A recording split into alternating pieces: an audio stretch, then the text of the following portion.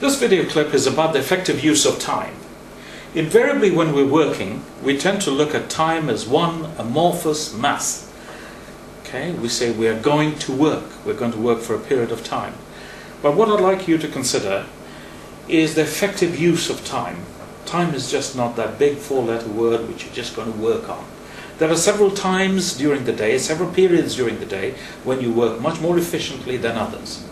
So I'd like you to consider the following aspects. Firstly, there's such a thing as up times. Up times are usually regarded as moments in the day when you have a great deal of energy.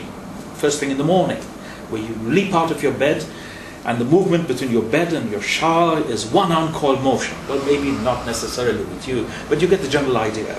It's one occasion when you have a great deal of energy. Now, so the suggestion is that during this time when you have a great deal of energy, what you're doing is primarily working on those items where you need to concentrate a great deal. So you need to have your brain at its finest, razor sharp, and you're going to use it during that particular period of day when you have a great deal of energy. But there are times during the day when regrettably energy levels are at an all-time low, particularly when one has had a very satisfying and fulfilling lunch. At this time when energy levels are low, and in the sincere hope that a nap is not a viable option, one usually has a number of tasks which we can do and make ourselves more productive.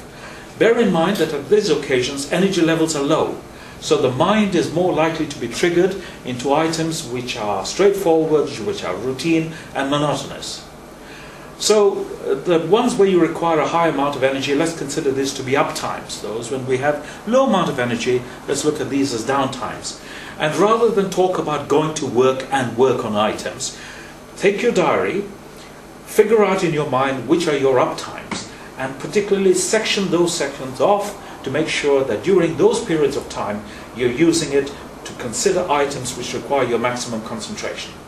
And you blank out certain aspects of the day when you are in down times and deal with your mechanical tasks. So you're not just going into work, dealing with everything that is thrown at you.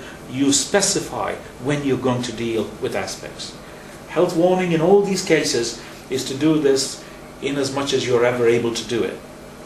Because frequently, with the best ideas in the world, you come into work with these ideas about up times and down times, and somebody else superimposes their agenda upon you. Well, that's unavoidable. What my suggestion to you is, in as much as you're able to, think in terms of up times for concentrated tasks, down times for routine and mundane tasks.